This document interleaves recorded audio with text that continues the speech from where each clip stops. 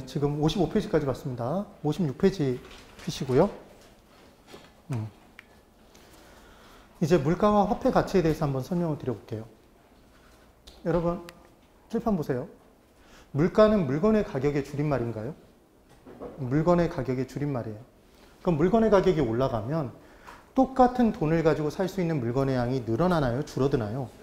줄어들죠. 그럼 화폐 가치는, 화폐의 구매력은 올라가는 거예요? 떨어지는 거예요? 물건의 가격이 올라가면 똑같은 돈의 가치가 떨어지니까 얼마 못 사는 거죠. 그러니까 화폐 구매력, 화폐 가치는 떨어지는 거란 말이에요. 그래서 물가가 어마어마하게 많이 올라가면, 초인플레이션이 발생하면 화폐, 지폐를 모아놓고 불 때죠. 네. 그리고 물가가 어마어마하게 올라가면 돈의 가치가 어마어마하게 떨어지니까 리어커로 돈을 지폐 더미를 쌓아서 가서 계란하고 바꾸죠. 그런 그림들을 보신 적이 있을 거예요. 그래서 물가와 화폐 가치는 반비례합니다. 그러면 물가가 올라갈 때 화폐의 가치는 떨어지는데, 만약에 실물 자산인 부동산을 아예 사놔버렸으면 이 부동산 가치도 올라가나요? 부동산 가격도 올라가겠죠. 그럼 자산 가치가 하락하는 걸 방지할 수 있죠. 이해가 되세요? 그래서 얘를 인플레이션 해지 기능이라고 얘기를 해요. 해지가 회피예요. 회피. 그래서 인플레이션 효과란, 인플레이션이 물가 상승입니다. 물가가 상승함에 따라 화폐 자산의 가치가 하락하는 게 인플레이션 효과란 말이에요. 근데 아예 그 돈으로 부동산을 사놔버리면 부동산 가격도 올라가니까 자산 가치를 유지하는 수단으로 쓰일 수 있다. 인플레이션 해지 기능이 있다. 이렇게 얘기를 하는 거죠. 그래서 물가 상승 시에는 물건으로 바꿔두려는 투기 심리가 발생해서 부동산 수요가 더 발생한다. 그 얘기인 거예요. 됐죠? 그럼 투자 시점에 잘 들어보세요. 투자를 결정하는 시점에 투자가 끝날 무렵까지 예상된 물가 상승률이 있었다면, 예상된 물가 상승률만큼은 돈의 가치가 올라가요? 떨어져요? 물가가 상승하는 만큼 돈의 가치가 떨어지는 거잖아요. 그럼 그 위험도 감수해야 되는 거죠? 투자자는? 그러니까 그것에 대한 대가를 더 요구할까요? 요구하지 않을까요? 요구하겠죠. 그래서 투자 시점에 예상된 물가 상승률이 있었다면 물가 상승률만큼은 실질적인 수익률이 낮아짐에 따라 그만큼을 더해서 더 요구한대요. 그래서 명목이자율이라는 게 있고 실질이자율이라는 게 있는데, 이걸 어떻게 기억하시면 되냐면, 명목이자율은 말 그대로 명목, 겉으로 보여지는 이자율이에요. 실질이자율은 무언가를 빼고 실질적으로 누릴 수 있는 이자율인 거예요. 그러면 명목이자율이 10%랍니다. 겉으로 보여지는 이자율은 10%예요. 근데 물가가 얼마만큼 상승이 됐냐면 얘가 2%만큼 상승이 됐대요. 그럼 돈을 빌려준 사람은 겉으로 보여지는 이자율은 몇 프로 이자를 받은 것 같지만, 10% 이자를 받은 것 같지만 물가가 얼마만큼 상승함에 따라 2% 상승함에 따라 실질적인 이자율은 얼마예요? 8%만 누리게 된 거죠. 맞나요? 이렇게 됐을 거 아니에요. 지금 그 얘기예요. 그래서 물가 상승률만큼 화폐 자산의 가치가 하락할 위험을 누구는 감수해야 되니까? 투자자는 감수해야 되는 게 느껴지세요? 네. 그러니까 그만큼 더 더해서 더 요구한다. 그래서 무슨 말씀을 드리는 거냐면, 얘를 피셔 효과라고 얘기를 하는데, 자, 여기를 보세요. 지금 이 얘기예요. 시간에 대한 대가를 뭐라고 했죠, 여러분? 시간에 대한 대가를 뭐라고 한다고요? 무위험률? 무위험률이에요. 맞죠? 위험에 대한 대가를 뭐라고 해요? 위험할증률이에요. 아무런 대답이 없죠, 지금? 그 다음 투자자가 투자를 끝낼 무렵에 예상되는 물가 상승률이 있다고요. 그러면 1년 뒤에 물가가 2%만큼 더 상승할 것으로 예상이 된다 그러면, 네? 그만큼은 화폐 가치가 떨어지니까 그만큼 위험이 발생한 거잖아요. 자산 가치가 하락할 위험이 발생한 거죠. 그럼 예상되는 물가 상승률만큼은 더 요구할까요? 덜 요구할까요? 더 요구하겠죠. 더해서 더 요구할 거 아니에요. 그래서 예상된 물가 상승률을 더하게 돼 있다고요.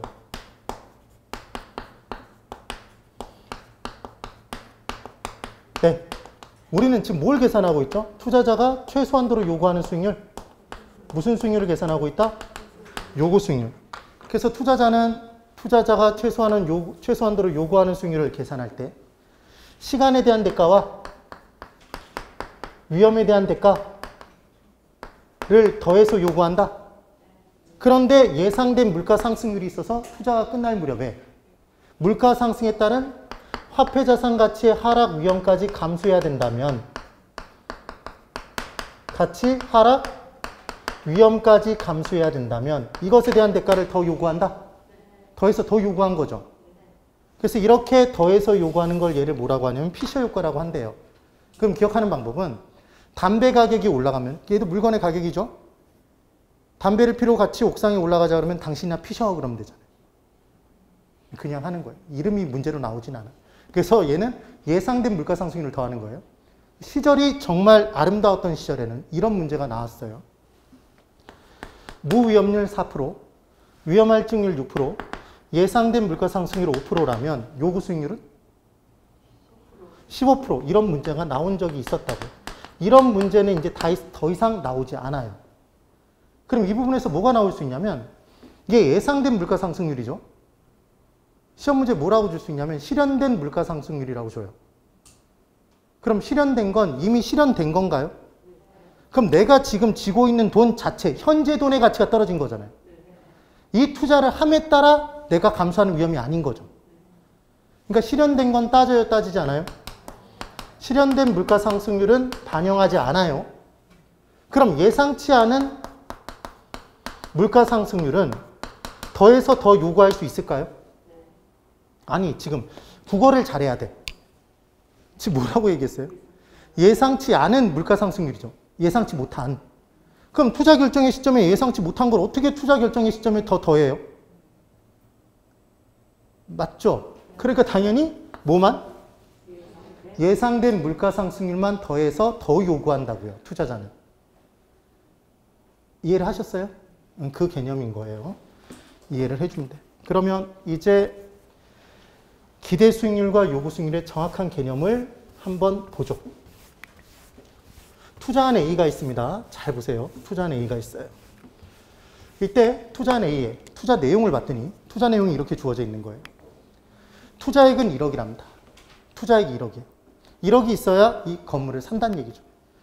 1년 뒤에 얼마가 될 것이라고 얘기를 하냐면 기대 수익이 1,000만 원만큼 발생될 거래요. 기대 수익이.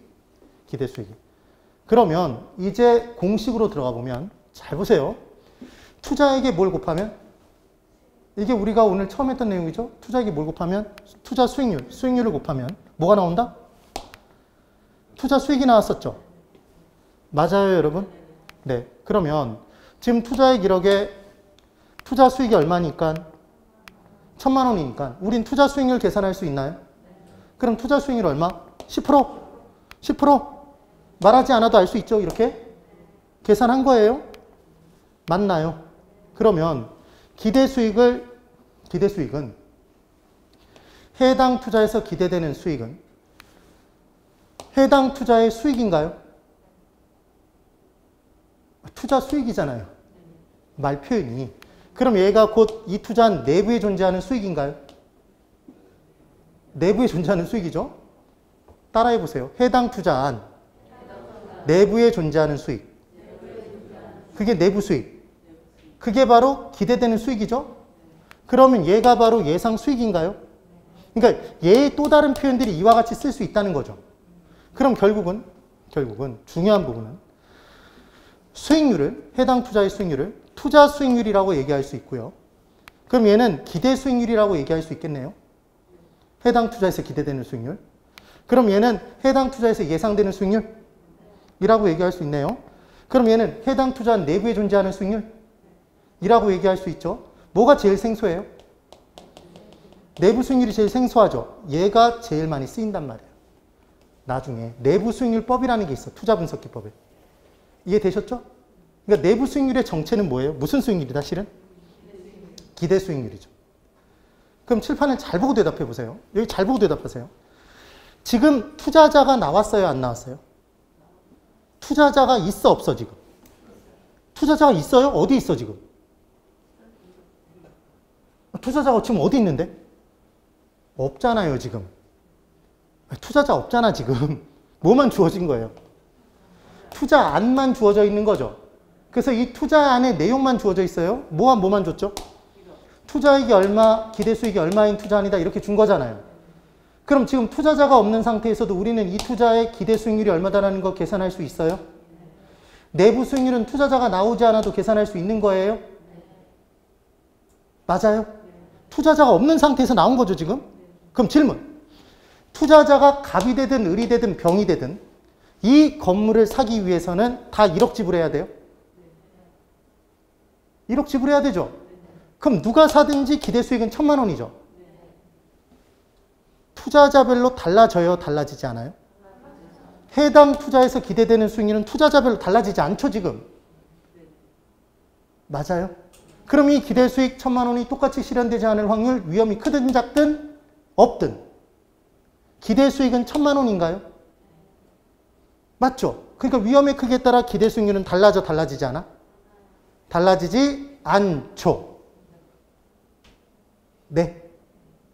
지금 제일 중요한 핵심이 뭐냐면 오늘 다른 걸 몰라도 돼요. 다른 걸 몰라도 돼. 투자론이 어렵다고 생각하시는 분들은 기본적으로 뭘 구분을 못하냐면 기대수익률과 요구수익률을 구분을 못해요. 그게 뭔지를 몰라요. 그래서 중요한 건 지금 기대수익률을 계산할 때까지는 이 투자한 내부에 존재하는 수익률을 계산할 때까지는 아예 투자자 자체가 존재한다, 존재하지 않는다? 투자자 나오지도 않았죠? 되셨어요? 그럼 투자 결정은 누가 내려요? 투자 결정. 투자가 내려요? 투자자가 내려? 투자자가 내리죠. 그럼 결국 기대 수익률만 가지고는 투자 결정을 내릴 수 있어, 없어? 없죠. 왜? 누가 안 나왔으니까? 투자자가. 그러면 기대 수익률을 가지고 투자 결정을 내리기 위해서는 또 다른 수익률과 비교해서 투자 결정할 거 아니에요? 기준이 필요하잖아, 기준이. 그게 투자자가 최소한도로 요구하는 수익률, 무슨 수익률? 요구 수익률인 거잖아요.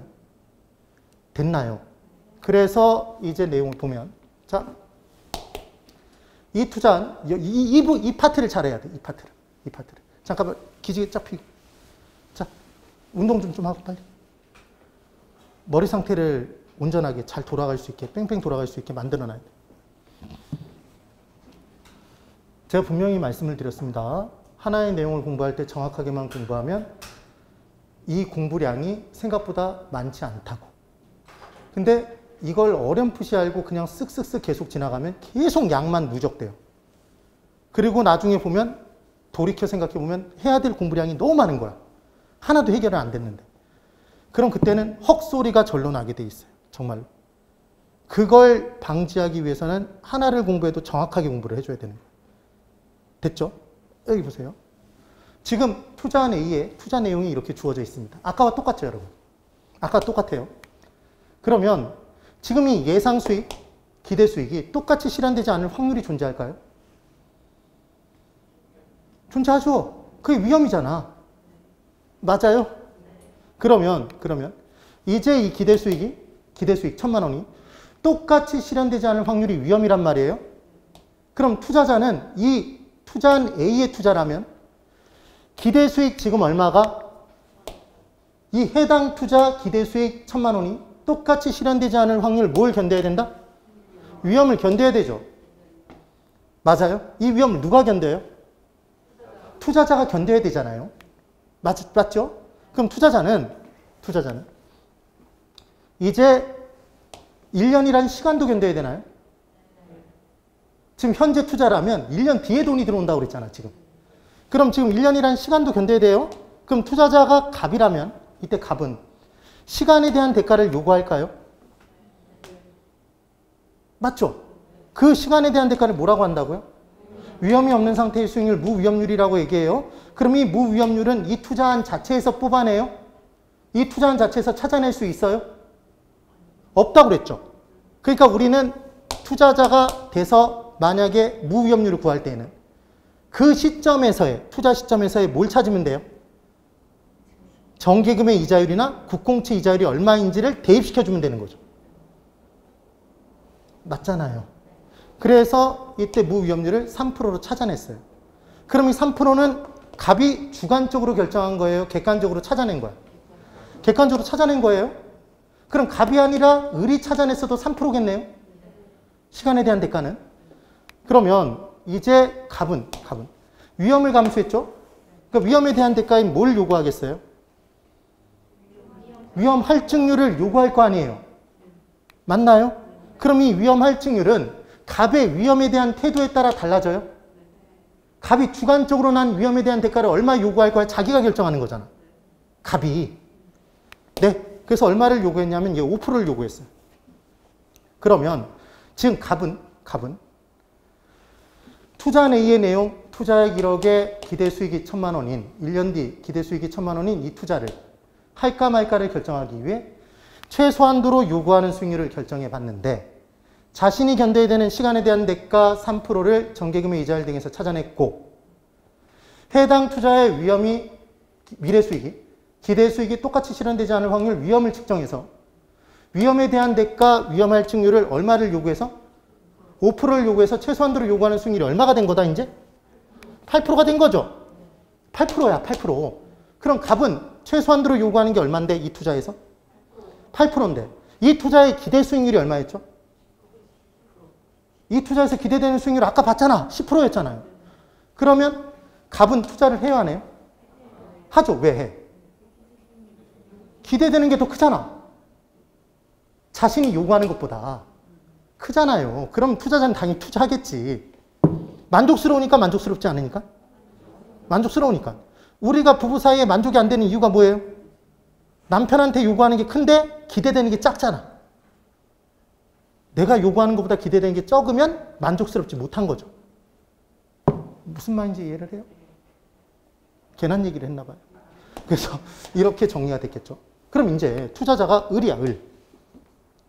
지금 투자자가 달라집니다. 그럼 투자자 을이 이 투자, 똑같은 A 투자를 놓고 할까 말까를 따져보는 거예요. 그러면 투자자가 을이 돼도 을은 똑같은 1년이라는 시간을 견뎌야 될까요? 이 투자는 1년 뒤에 수익이 들어오는 거니까. 그러면 시간에 대한 대가 3%를 똑같이 요구할 거예요. 얘도 정기금의 이자율을 일반 경기에서 뽑아냈겠죠? 이 투자에서 찾아낸 게 아니라. 됐죠? 그 다음 이 위험을 똑같이 감수해야 되죠? 질문. 투자자가 갑이든 을이든 투자한 A에 투자하면 이 기대 수익이 똑같이 실현되지 않을 확률 위험의 크기는, 감수해야 되는 위험의 크기는 같아요? 달라요? 위험의 크기는. 아니 똑같은 투자를 하는 거잖아. 왜 위험의 크기가 달라? 위험의 크기는 같이 지금. 위험의 크기는 같잖아요. 감수해야 되는 위험의 크기는 같다고. 그런데 을은 7%를 요구했대요. 위험에 대한 대가를. 그럼 을은 위험을 더 많이 싫어하는 사람이야? 덜 싫어하는 사람이야? 더 많이 싫어하니까 위험에 대한 대가를 더 요구했겠죠. 이해가 되세요? 그러니까 동일한 투자안에 투자할 때 위험에 대한 대가, 위험 할증률이 투자자별로 달라지는 이유는 감수해야 될 위험의 크기가 다르기 때문이 아니라 감수해야 될 위험의 크기는 같지만 위험에 대한 태도가 다른 거죠. 그래서 대가가 달라진 거잖아. 아, 이걸 이해 못하면 요구수익의 개념은 이해했다고 볼 수가 없는 거예요. 여기까지 되셨어요? 그럼 을은 얼마를 최소한도로 요구한 거예요? 10%? 그럼 최소한도로 요구하는 수익률이 10%인데 기대되는 수익률이 지금 10%잖아요. 그럼 최소한도가 충족? 됐죠? 그러니까 투자를 해야 안 해? 하죠. 그러니까 기대 수익률이 요구 수익률보다 크거나 같으면 투자하죠. 되셨어요? 지금 그 얘기라고. 그런데 이제 병이 있어, 병이 이 똑같은 투자한 A를 할까 말까를 이제 결정하는 거예요. 그러면 지금 뭐는 주어져 있다고요? 투자안의 내용이 주어져 있는 순간 기대 수익률은 다 알고 있는 거잖아. 기대 수익률 10%라는 걸 알고 있잖아요, 지금. 누가 하든지 간에 기대 수익률, 내부 수익률은 10%인 투자안이잖아. 그럼 얘를 할까 말까를 결정할 때 투자자는 자신의 기준을, 판단 기준을 찾아야 되잖아요.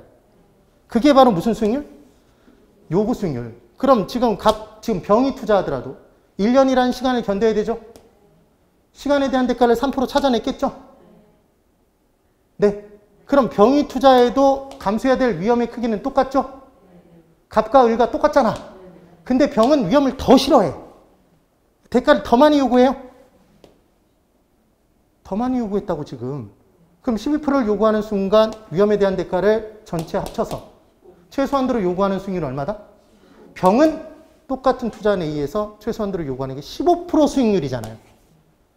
그럼 15% 수익률을 요구했는데 이 투자에서 기대되는 수익률이 얼마니까? 10%니까 투자를 해야 하네요? 안 하죠. 왜 안 해?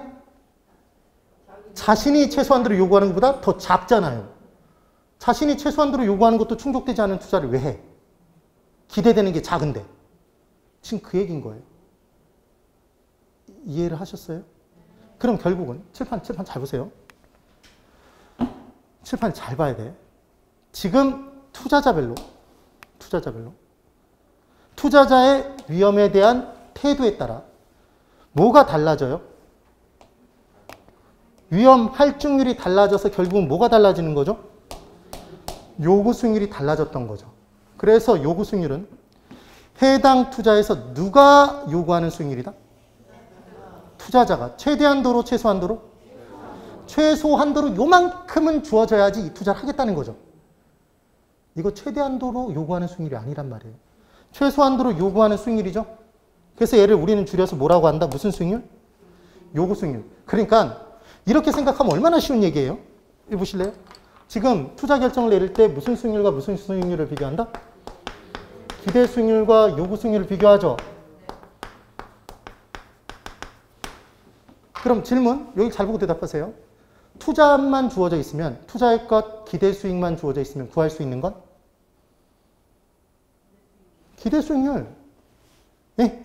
기대 수익률에선 투자자가 없어도 구할 수 있는 거죠? 맞아요, 틀려요? 맞죠? 그럼 이 기대 수익률이 투자한 내부에 존재하는 수익률이죠? 그럼 내부 수익률을 계산할 때까지는 투자자가 없어도 되죠? 요구 수익률이 없어도 내부 수익률은 계산할 수 있죠? 네. 나중에 그걸 이해를 정말 못한단 말이에요. 이게 뭔지 개념을 알면 돼. 그러면 결국 얘를 완성시켜보면 이 얘기예요. 얘는 해당 투자에서 기대되는 수익률이죠. 맞나요? 그럼 요구 수익률은 해당 투자에서 누가 요구하는 수익률? 투자자가 요구하는 수익률이죠.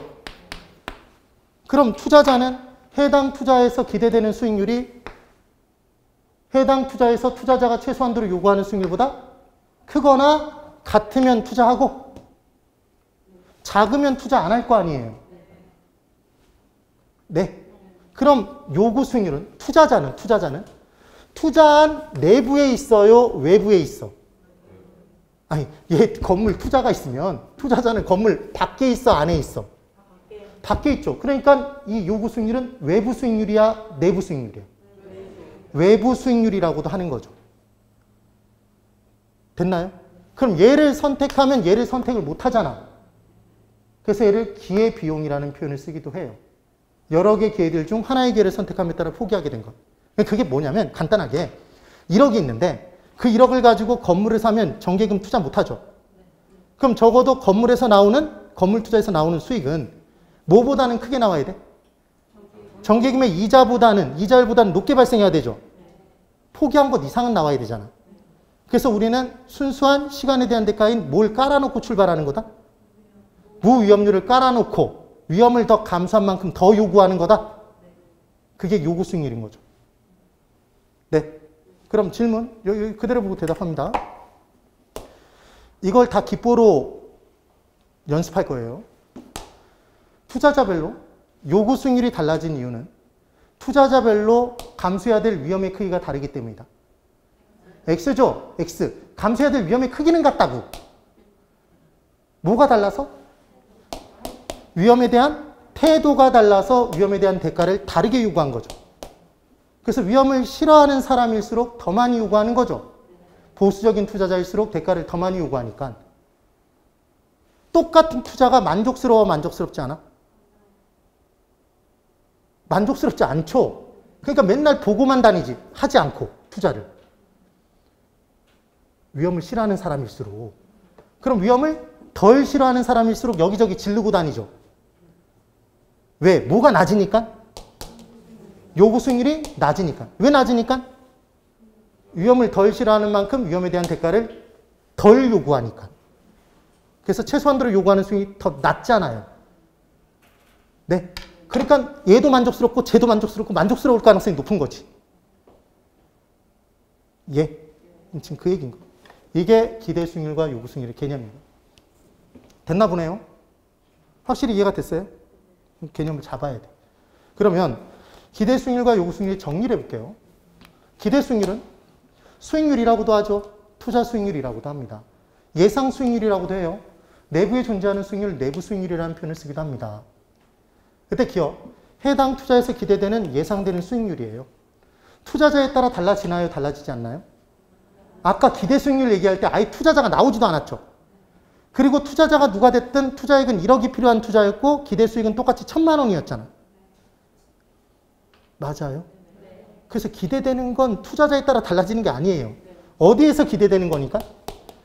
해당 투자에서 기대되는 수익률이니까. 해당 투자의 투자액과 기대 수익은 투자자에 따라 달라지지 않는단 말이에요. 똑같다고. 그러니까 객관적이라고 얘기하는 거죠. 사람별로 달라지면 주관적. 이건 객관적. 그 다음 위험에 따라 달라지나요? 기대 수익 1,000만 원이 똑같이 실현되지 않을 확률이 크든 작든 기대 수익은 똑같이 1,000만 원이란 말이에요. 그래서 얘는 위험에 따라 달라지지 않아요. 계산할 때 기대 수익을 투자액으로 나눠서 계산했죠? 아까 1,000만 원을 1억으로 나눠서 계산했잖아요. 다른 거 하나도 없어서 이것만 나누면 계산할 수 있었죠. 그래서 계산 시에 뭐가 필요하지 않아요? 요구 수익률 필요 없었죠? 그럼 요구 수익률은 얘를 선택하면 얘를 포기하죠. 요구 수익률을. 그래서 기회비용이라고도 하고 밖에 있다고 해서 무슨 수익률이라고도 한다? 외부 수익률이에요. 그래서 해당 투자에서 누가 최소한도로 요구하는 수익률? 여기서 제일 핵심적인 단어는 뭐다? 투자자가 최대한도로 최소한도로 요구하는 수익률이죠. 네. 그러니까 투자자별로 달라져요. 투자자별로 달라져요. 달라져요. 시간에 대한 대가가 달라져서 달라져요. 위험에 대한 대가가? 위험에 대한 대가를 다르게 요구하니까. 감소하는 위험의 크기가 달라서 달라져요? 아니었죠. 감소하는 위험의 크기는 똑같아. 동일 투자라면 위험에 대한 태도가 달라서였지. 그래서 얘는 투자자에 따라 달라지죠. 투자자가 최소한도로 요구하는 거니까. 그래서 얘는 사람별로 달라지니까 주관적. 그럼 위험이 크면 위험에 대한 대가를 더 요구해요? 네. 그러니까 위험이 커지면 요구 수익률이 커지잖아요. 그래서 위험의 크기에 따라 달라지죠. 그럼 요구 수익률은 시간에 대한 대가 무엇에? 이제 대답할 때가 됐죠. 순수한 시간에 대한 대가를 위험이 없는 상태의 수익률 무슨 율? 무위험률에. 정기금 이자율, 국공채 이자율 가져다 씁니다. 그 다음 위험에 대한 대가 뭐? 위험할 증률 더하고 예상된 물가 상승률을 더해서 구한다. 얘 무슨 효과? 피셔 효과라고 얘기했죠. 맞아요. 그리고 얘는 아까 봤죠. 투자 가치, 시장 가치, 기대 수익률, 요구 수익률 같아지고 끝난다고 그랬죠. 최종적으로 균형을 이루고 끝난다면서요. 그럼 여기만 보고 대답해 보세요. 투자 가치가 올라갔어요. 시장 가치는 올라가요, 내려가요? 올라가야 같아지죠. 맞나요? 기대 수익률과 요구 수익률도 최종적으로 같아지고 끝나요? 네. 그러면 요구 수익률이 올라가면 기대 수익률은 올라가고 끝나요. 요구 수익률이 내려가면 기대 수익률은 내려가고 끝나요. 그게 문제를 푼 요령이라고요. 됐죠? 그 다음 투자 가치는 뭐로 할인해서 구한다? 자, 투자 가치는 투자자가 주관적으로 생각하는 가치죠. 그럼 주관적인 수익률이 무슨 수익률로 할인한다? 요구 수익률로 할인하는 거죠. 투자자가 최소한도로 요구하는 수익률로 나눠야 투자자가 생각하는 가치가 나오죠. 지금 그 얘기예요. 그럼 요구 수익률이 내려가면 투자 가치는 올라가요? 가격과 수익률은 반비례하죠. 그러니까 요구 수익률이 내려가면 투자 가치는 올라가죠. 시장 가치는 시장에서의 객관적 가치는 객관적 수익률인 무슨 수익률로 할인한다? 기대 수익률로 할인해서 구하는 거죠. 나눠서 구한다. 지금 그 얘기예요. 그럼 시장 가치가 올라가면 기대 수익률은 올라가요? 내려가요? 내려가죠. 반비례니까. 그래서 가격과 수익률 반비례 가치 같아지고 끝나고 수익률 같아지고 끝난다만 기억하면 이 문제를 다 풀 수 있다는 얘기죠. 네? 지금 그 얘기인 거예요. 그러면 여기 잘 보세요. 해당 부동산 투자의 위험이 커져서 요구 수익률이 높아지면 다시 해당 부동산 투자의 위험이 커지면 요구하는 수익률이 커지나요? 작아지나요? 위험이 커질수록 요구하는 수익률이 커지죠? 이게 다 문제잖아 지금. 그럼 요구 수익률이 커지면 투자 가치는 높아져요? 낮아져요? 또 대답을 못하네. 요구 수익률이 높아지면 투자 가치는? 낮아지죠. 반비례니까. 그럼 이에 따라 시장 가치, 수요 감소로 시장 가치는 올라가요? 내려가요? 시장 가치는 낮아지죠. 같아져야 되니까.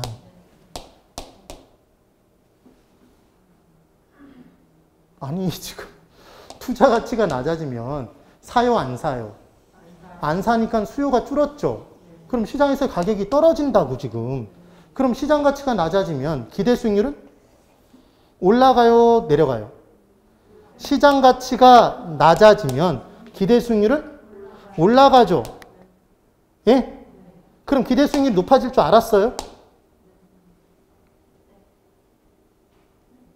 지금 뭐에다 초점을 맞추고 있는지 이해가 되세요? 처음 보면 헷갈려요, 안 헷갈려요? 헷갈려요, 안 헷갈려요? 헷갈리잖아요. 그런데 이걸 이 방법으로 기억하지 않으면 나중에 이걸 못 풀어요, 아예. 그래서 가격과 수익률은 반비례, 가치는 같아지고 끝나고 수익률은 같아지고 끝난다. 그걸 기억하면 이 문제를 풀 수 있다는 거죠, 지금. 됐나요? 된 거예요. 그래서 결국 투자 가치와 시장 가치는 같아지고 끝나고 요구 수익률과 기대 수익률은 같아지고 끝난다. 이게 포인트인 거죠. 됐네요.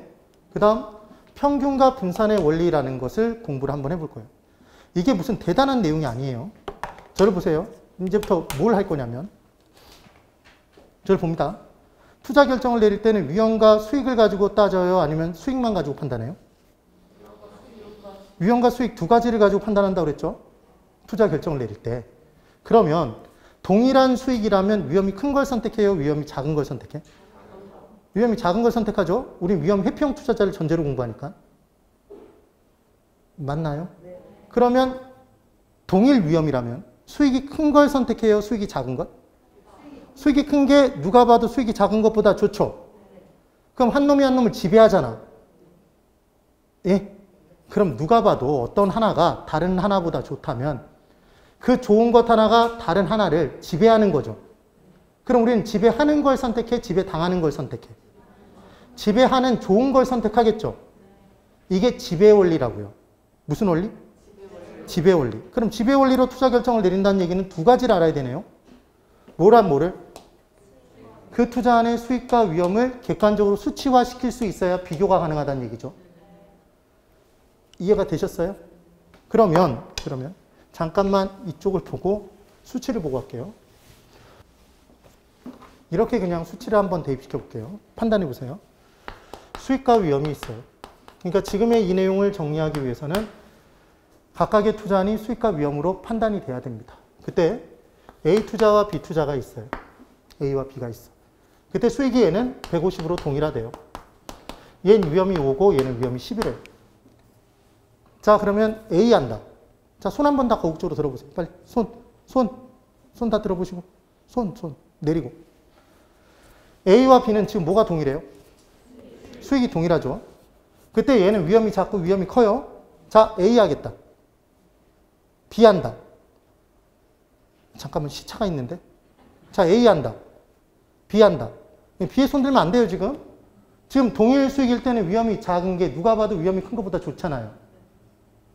맞아요? 얘를 선택하면 위험 추구형이 된다고요. 근데 우린 위험 회피형 투자자를 전제로 공부한다고 그랬죠.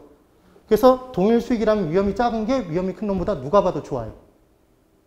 그래서 결론은 동일 수익에서는 위험이 작은 투자안이 위험이 큰 투자안을 지배한다. 이게 지배 원리라고요. 그럼 이번엔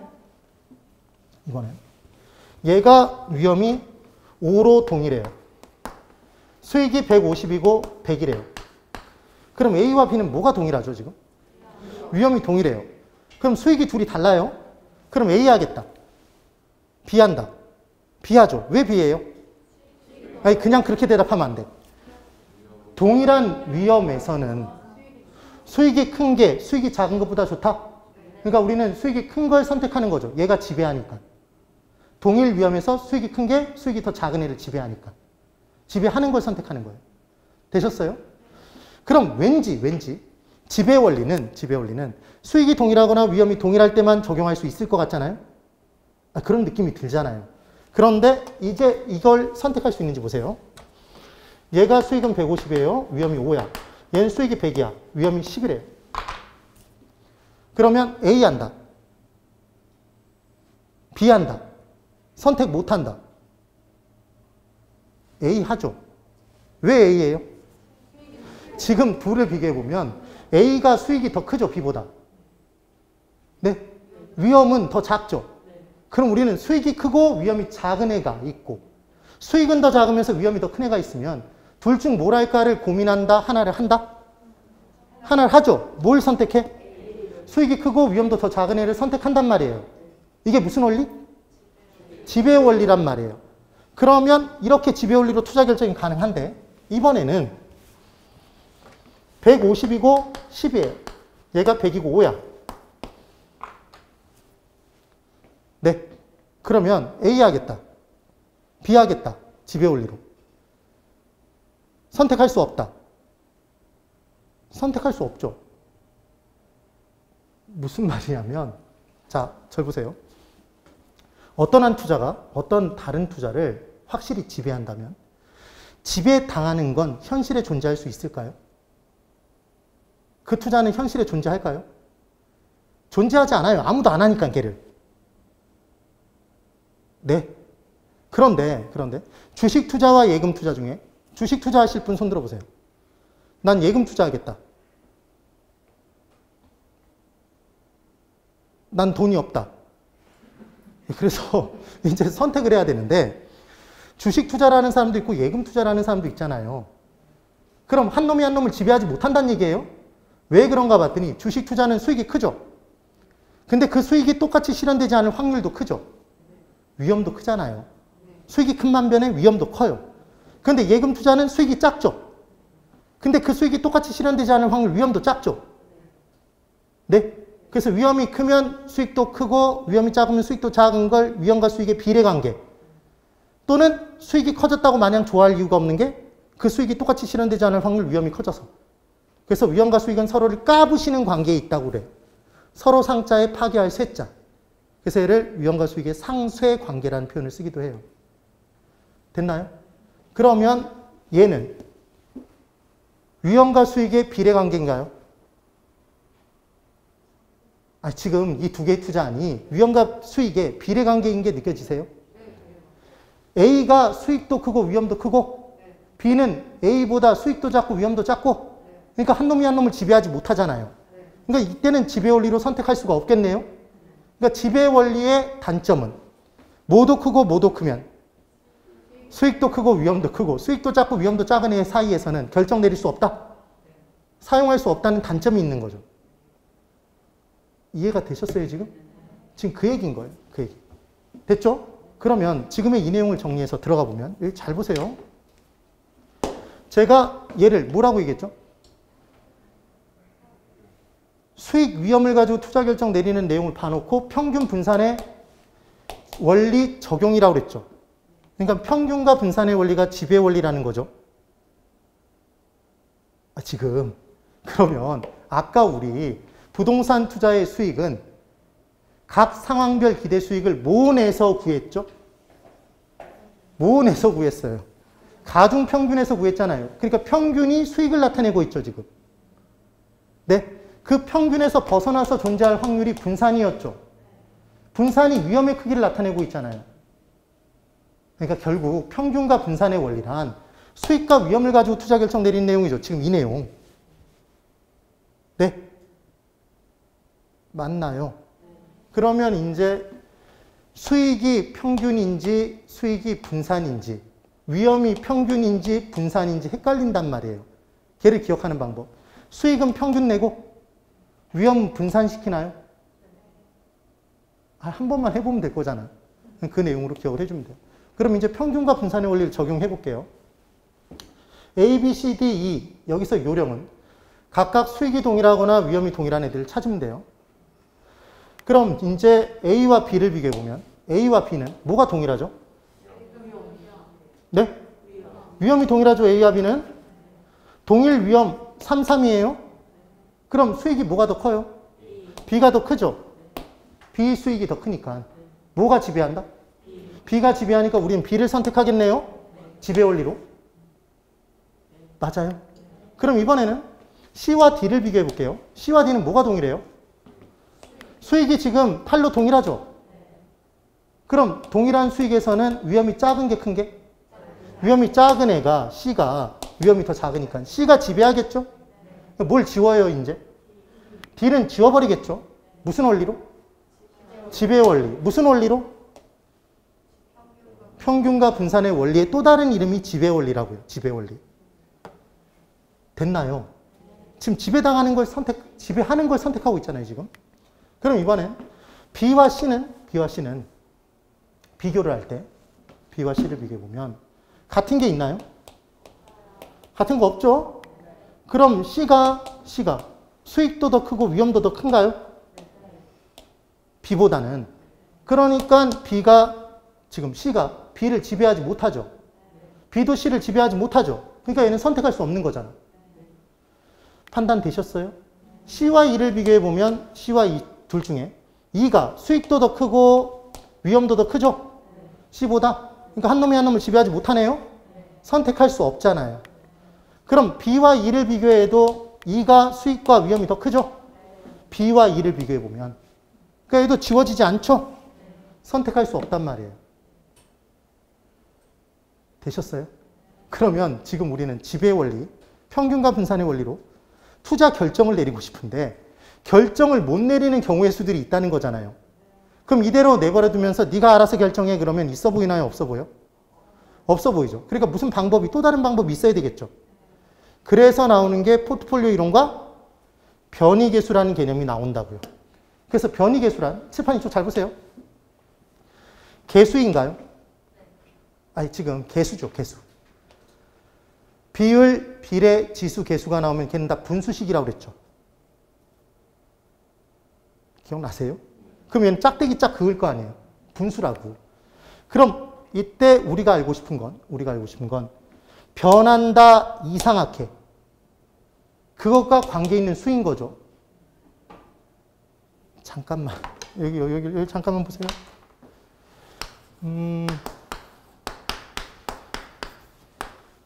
이거 1차 방정식인가요? y는 ax 플러스 b. 1차 방정식이죠? 눈빛이 흔들리고 있어요, 지금. 그럼 x는, y는 변수예요, 변수가 아니에요?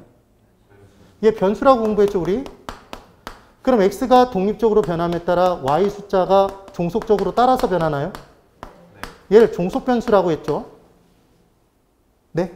그리고 이때 a는 x와 y의 관계를 나타내주고 있죠. 그래서 얘를 계수라고 해요. 무슨 수라고 한다? 계수라고 해요.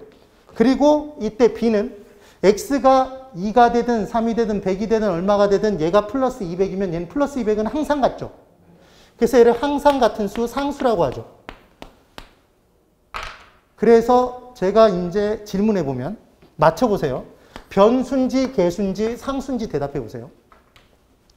항상 같은 수는 상수. 네, 항상 같은 수는 상수. 네. 변화하는 수는? 아니, 변화하는 수에서 어디 개자가 보여요? 변화하는 수는 변수지, 변수. 네. 무슨 말인지 이해가 되세요? 아, 지금 단어가 거기에, 이 단어의, 이 용어의 정의가 이 용어 속에 있다고. 상수는 왜 상수다? 항상 같은 수니까. 그럼 변화하는 수는? 변수라고요. 독립적으로 변화하는 수가 뭐야? 독립변수. 따라서 변화하는 수가 뭐야? 종속변수라고요. 그럼 관계 있는 수는? 계수라고요. 계수. 그러니까 계수는 관계 있는 수의 줄임말이라고. 정확하게 용어가. 근데 이걸 개념을 모르니까 나중에 가서 계속 헷갈리는 거예요. 근데 우리 시험 문제에서는 개수만 나오지 다른 애들이 안 나와요. 기본적으로. 회귀분석 모형 얘기할 때만 독립변수, 종속변수가 나오고 말아. 그건 나중에 그냥 스쳐 지나가듯이 볼 거예요. 뭐만 기억하면 돼요? 개수만. 그럼 개수는 관계 있는 수의 줄임말이에요. 근데 이 개수가 다 분수식이란 말이에요. 기본적으로. 그러면 변이개수는 이름을 잘 보세요. 실제로 이거야. 한자가. 변한다 이상하게예요. 변한다 이상하게. 그럼 뭐가 변해요? 예상한 수익이 예상된 대로 똑같이 실현되지 않고 이상하게 변하는 거지. 그럼 그게 뭐의 정의였어요? 예상된 수익이 예상된 대로 똑같이 실현되지 않을 확률을 두 글자로 뭐라고 한다고요? 얘를 위험이라고 했잖아. 맞아요? 그러니까 변이계수에서 알고 싶은 건 위험의 크기예요? 위험이 알고 싶은 거잖아. 그러니까 위험이 분자예요, 분모야? 분자란 말이에요. 이거 분모 분자 바꿔서 시험 문제 나오면 거의 대부분 틀리고 시험에 한 3번 나왔단 말이에요. 그것도 근래에. 네. 그래서 변이계수는 변한다 이상하게 그것과 관계 있는 수다. 그러니까 변한다 이상하게는 위험이다. 그러니까 위험이 분자다. 이걸 이렇게 기억해 놓으면 된다고요. 그러면 이제 변이계수를 구하는 방법은 BC2는 아까 지배 원리로 결정을 못 내렸죠? 그렇다고 하세요, 빨리. 지배 원리로 결정 못한 거예요. 그럼 얘는 짝대기 짝 긋고 위험을 수익으로 나누면 되는데 그때 이 위험이 표준 편차, 수익은 평균의 기대값. 지금 그 얘기예요. 그렇게 나눠서 구하는 거야. 그러면 얘는 표준 편차를 평균으로 나눠서 구한대요. 이거 뒤집어서 시험 문제에 나왔었단 말이에요. 그래서 변이계수는 결국 위험의 크기인가요? 결국 위험의 크기잖아. 그럼 위험의 크기는 클수록 좋아요? 작을수록 좋아? 작을수록 좋죠. 그래서 변이계수는 낮을수록 좋은 거다? 높을수록 좋다? 낮을수록 좋은 거예요. 그래서 우리는 변이계수의 수치를 구한 다음에 낮은 놈을 선택하겠죠. 가장 낮은 것. 이것도 가장 높은 걸 선택하는 내용으로 틀린 문장의 답이었단 말이에요. 그럼 그 문제를 풀기 위해서 먼저 변이계수를 구할 수 있어야 돼요. 그럼 변이계수를 구해보면 B의 변이계수는 위험 얼마를? 3을 분자로 놓죠? 수익 5로 나누면 되죠? 그럼 얼마야? 0.6이죠? 그럼 C의 변이계수는 위험 얼마를? 5를 수익 얼마로? 8로 나눠주면 되죠? 그럼 0.625예요? 우린 계산기를 가지고 들어갈 수 있죠? 이렇게 계산하면 돼요. 그럼 이 변이계수는 위험 얼마를? 10을 수익 10으로 나누면 1이에요? 그럼 여러분 보실래요? 변이계수는 수익을 1로 일치시킨 상태의 위험의 크기를 각각 계산한 거죠, 지금. 맞나요? 그러면 동일 수익에서 위험의 크기는 클수록 좋아요? 작을수록 좋아? 작을수록 좋잖아요. 그러니까 우리는 이 셋 중에 뭘 선택해? B를 선택하겠죠. B를. 이렇게 결정한단 말이에요. 그리고 그냥 지문에서 변이계수는 자, 이쪽 잘 보세요. 변이계수는 표준 편차로 평균을 나눠서 구한다 그러면 X죠. 표준 편차로 평균을 나눠서 구한다 그러면 분모 분자를 뒤집었잖아, 지금. 그런 표정을 보이고 있을 줄 알았어요. 잘 보세요. 얘는 4로 3을 나눈 값이에요. 4로 3을 나눈 값이죠. 분수를 잘 몰라서 개론을 잘 못한다고요. 분수를 잘해야 된다고. 그럼 3을 4로 나눈 값이에요? 3을 4로 나눈 값이죠. 4에서 3이 차지하는 비율이죠. 네. 4 나누기 3이죠. 틀렸잖아. 3 나누기 4죠, 지금. 구해낼 수 있어야 된단 말이에요. 3을 4로 나눈 값이다, 이렇게. 그래서 분수는 분모로 분자를 나눌 값이죠. 분모로 분자를 나눈 값. 이 개념을 기억해 놔야 돼요. 정리를 꼭 해두셔야 돼요. 여기까지 됐죠? 그냥 됐다고 하세요. 된 거예요, 지금. 안 됐어도 좀 됐다고 해주면 안 될까요? 그래서 변이계수라는 게 뭔지를 기억을 해두는 거예요. 변이계수. 변이계수는 따라해 봅니다. 변한다. 이상하게. 그것과 관계 있는 수예요.